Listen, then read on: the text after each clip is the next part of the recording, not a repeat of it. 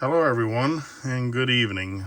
Today I want to go over what I've scored in the last great scale model train show at Timonium.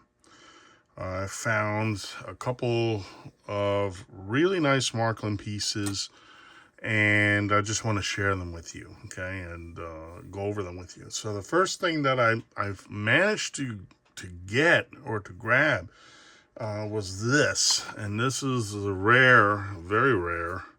It's a 4528. This tank car. Now, what makes this tank car special? Because not many of these were made, and these were made for, looks like, for Sweden. Okay, and not many of these were produced. Okay, so I managed to get one of these, to pick this up at a real good price. In the Kohl's catalog, they're very, according to them, it's very sought after, and I managed to nail one of these. Okay, so let's just open this up. Well, I looked at it when I bought it, and everything looks in very good condition.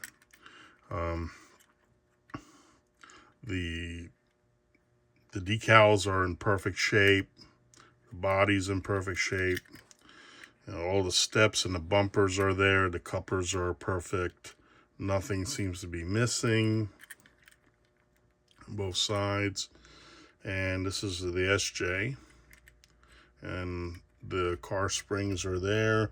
And doesn't seem to, I don't see any like dirt marks on the wheels, so it must not have ran too much. So I wound up getting this at a really good price. So I basically got it because I thought it was a nice car and a nice tank car. I don't have anything like this. So, but when I looked up at the Kohl's book, I was surprised to me that this vehicle is in the triple digit range now. Now, I'm going with the Kohl's of 19, let me see what I got here. Then 1998, and we're looking at, let me bring it up here. We're looking at 4528. I haven't updated my Kohl's for a while. I guess I need to do that, but this at least gives me an idea of what's going on. So let's go over to the freight cars here, and this is the 4528. And I did put a thing here, actually. 4258 here. There's a Kesselwagen right here, SSA. So this was made between 1960 and 1964. And at that time, they wanted $300 for it. Okay, so, and the one without the RIV is $200. And this one happens to have the RIV stamp right here. There's one here, and the other one is right here. So this is a very good find. So I'm actually going to be running this when I have my my nostalgic layout up. So got to get lucky once in a while. I think the original price was when this first came, was like 10 marks at the time. So box is in perfect condition. I mean, of course, it's looks like it's hardly ever been used, so has the price mark on it, but that's about it. So all the has the flaps in there and everything. So that was a nice find. So once in a while you get lucky, So very happy with this. Okay. The other thing that I managed to get, and it's pretty common though, but for the age, and what it is, and what I got it for, I'm very happy with this. And this is the set 3103. 3103 set with this passenger engine in it. And basically what I'm looking at here, if we zoom out a little bit, is this box is just immaculate. Now it does have a tear in it right here, but That's the only fault I saw for this. So very beautiful set. Nothing I was really out there, but if the price is right and it looks good, I'll try to make a deal and pick this up. So I managed to pick this set up along with that car for a very nice price. You know, it's a situation where most folks that go to these shows aren't. You know, it's not like that's a big demand for Marklin, so they try to get rid of it as much as possible, and they can try to get what they can get on it. They don't want to fool around with eBay at all. So I happened to get lucky on this. So this is a set per passenger car with an oval track, no transformer or nothing. So let's open this up. And actually, I have not put this on there, so this is kind of different. I mean, so let's see what we got here. Okay, we have class 20 BR24, and looks like the tender came off from its housing. This is kind of a little bit weird, but a little different, I should say. So let's start going through this. All right, let's try to take the engine out and see where we're at with this. All right, so first things I inspect, of course, I did a quick inspection before I bought the thing, obviously, and everything is intact. The steps are there, bumpers are there, coupling hook is there. Let's try the other side. Yeah, everything looks good, you know, and then underneath of it, didn't have too much. It's been ran, but looks like the shoe is a little bit bent here. Okay, well, I can fix that. In the worst case scenario, I can replace it. But wear on the shoe is null. But this I need to straighten out. Might even have to replace the shoe maybe. But I think with a little bit of tender loving care, I can straighten that out. And I don't know how that got in there, but the wheels look, you know, hardly ran, and the tires, the non-skid tires look good. Let's just give it a little pressure here, see if I can move it. And I can. Okay, so let's put the engine down here. This is the forerunner of the FM 800. Okay, and you can see that in this case, this is the end. You can see the motor on the end of the cab here. Okay, so let's see here. This is the tender. Steps are there. That looks good. No damages, no cracks. No, it has even the bicycle logo right here for the Marklin symbol. Bumpers, coupler there. Car spring is there. The wheels look very good, immaculate. Okay. So let's put that down. All right, let's take a look at these passenger cars. These are called the Thunder Boxes, okay? The reason they call them Thunder Boxes is because when these things went over the turnouts, they were quite loud. And I can attest to that because I traveled on them. Yeah, they can be very loud. From the outside. Inside's not too bad. And car springs are there. The wheels, I mean, looks like it had a little bit of running on them, but not much. So, you know, there's...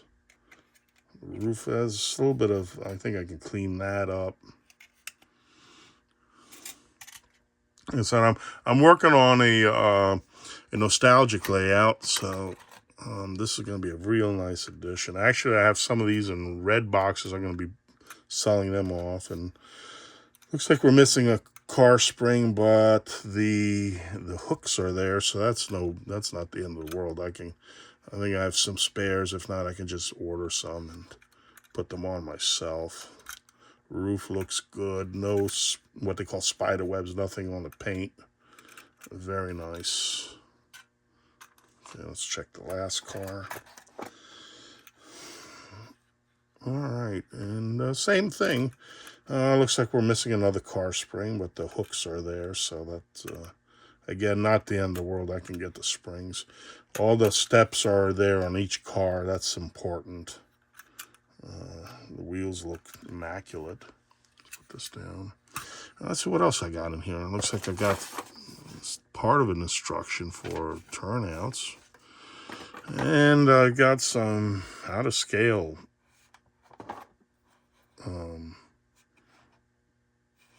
some road signs. I don't have a, didn't come with a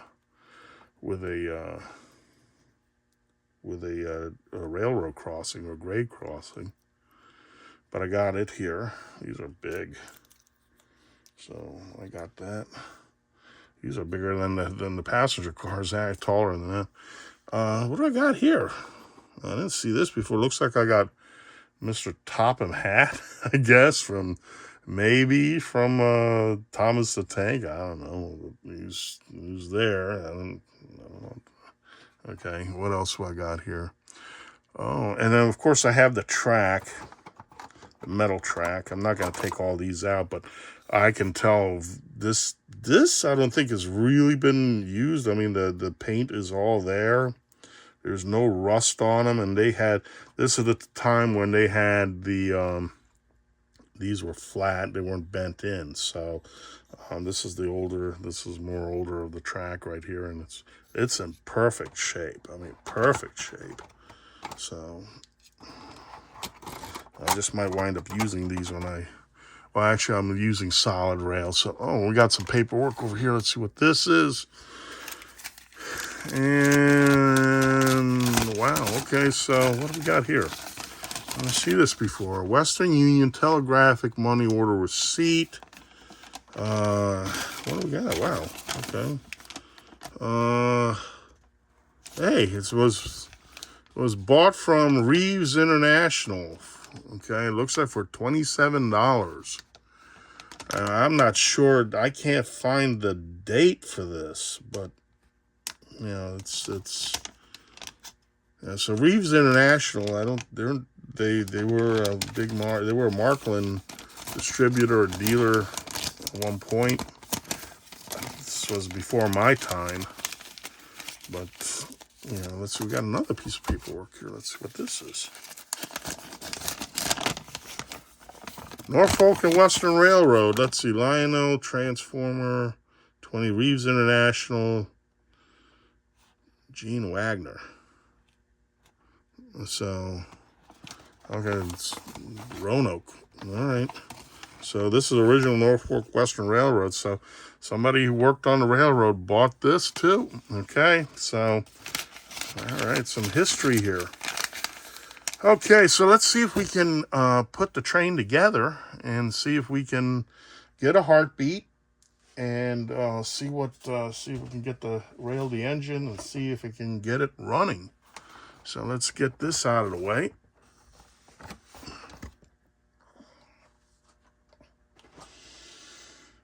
All right, so let's put these passenger cars off to the side somewhere. Give me some room here.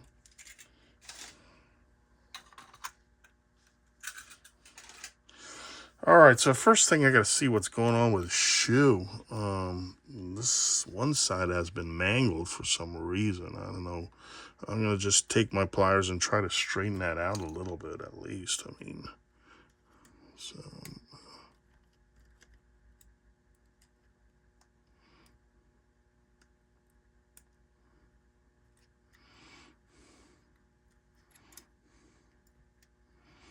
I may have to replace it.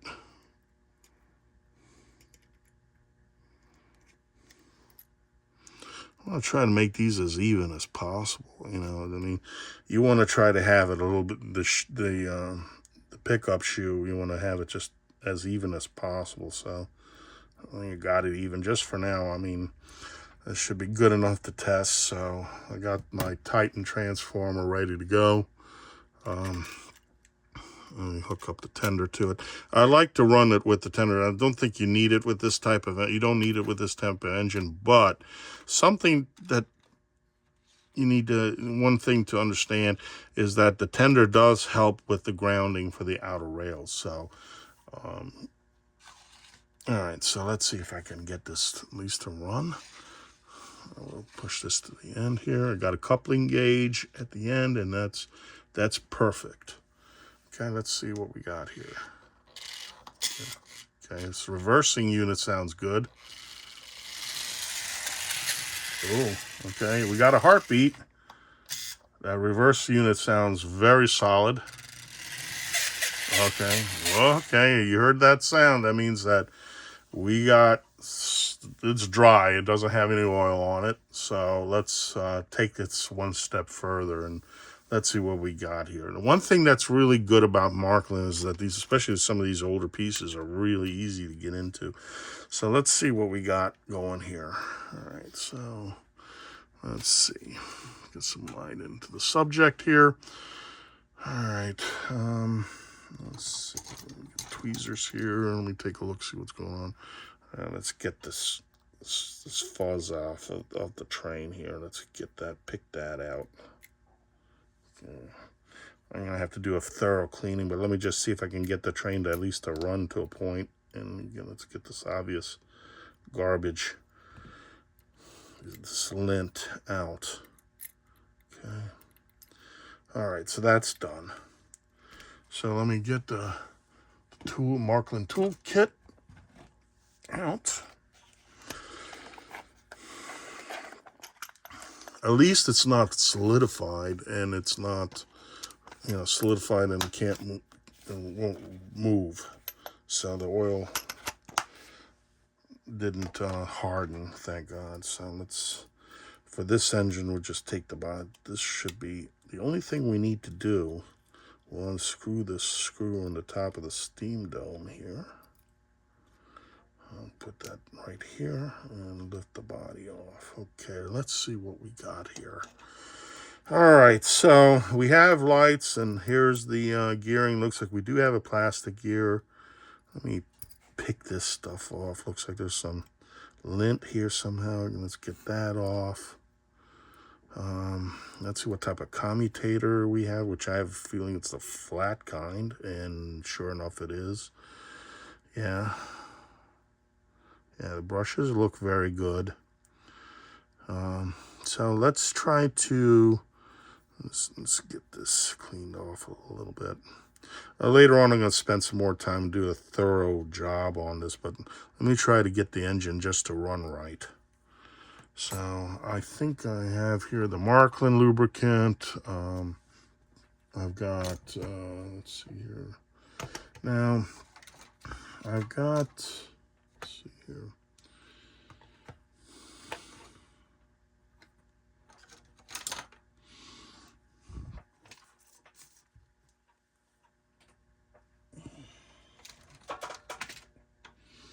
All right, so I have this lubricant. It's supposed to be the best out there. It is made in Germany.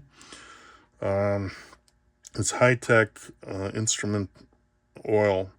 I think I mentioned this before.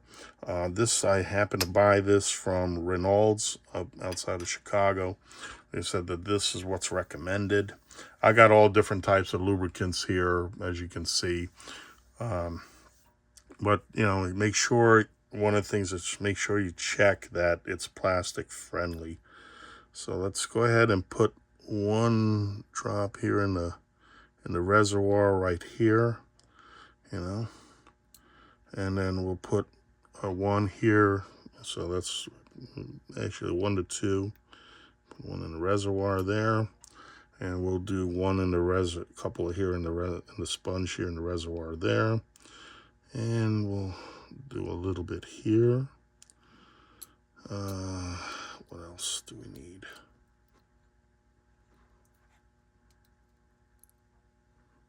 Put this upside down. Let's oil the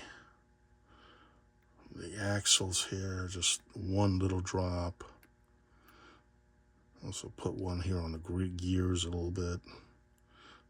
Don't over oil. That's one thing I found out. Do not over oil.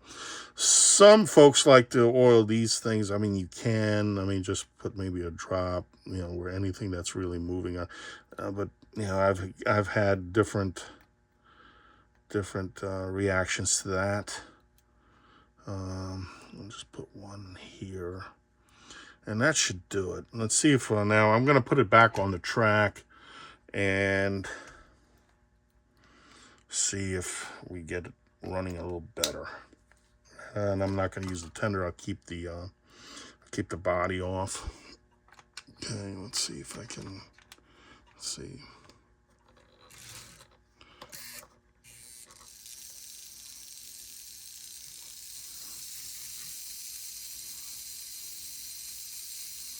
Well,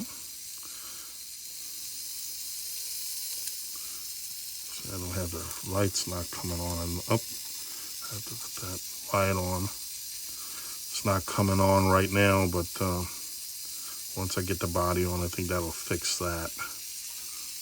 Okay, so it's not.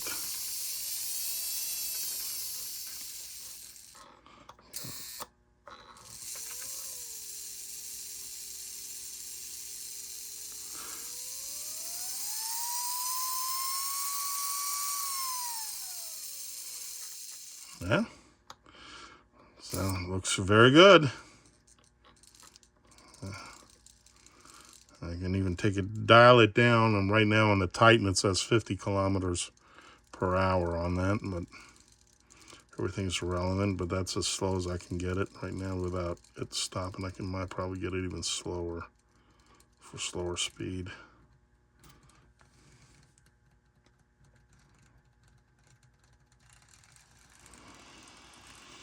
Okay, so let me go ahead and put the shell back on and see what's going on here.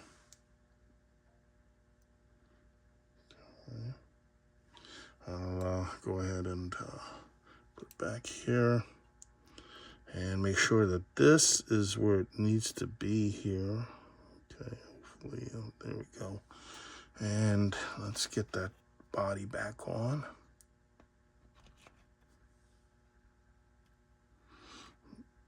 Put the screw back on like so.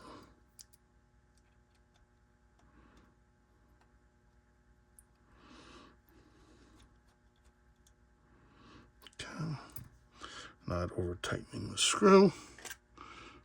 Let's put the tender back on it. Okay, I'll just give it a little, put it back to the end of the track here. And also the light is working. Look at that. That is just like it's running from the factory. Beautiful.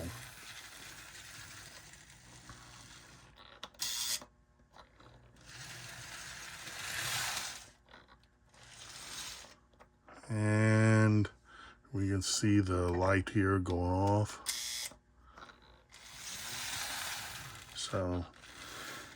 So everything is just perfect with this engine. I mean, cars, this one doesn't have the coupler spring on it, but they hook up perfectly.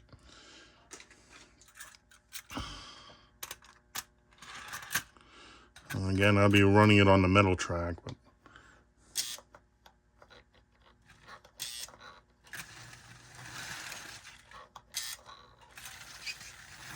probably it's the first time the train ran in I don't know how many years, but okay, very well. So once I get the nostalgic layout operational, hopefully within the summer. Right now, just so you know, we're in the month of February during summertime. I'll try to get that going and have something running and have my older pieces running, my analog older pieces, and we'll go from there. But this was a real good find. I'm happy with it for the price I paid for it. I'm very ecstatic. So, and the way the box is, I'm very, very happy with it. Plus some of this other stuff that I've had, like that paperwork. So, all in all, very good. So, okay. So I'm happy you folks joined me on this presentation here, and I hope to see you soon in another video. And again, as always, take care and enjoy your hobby. Have a good night, everyone.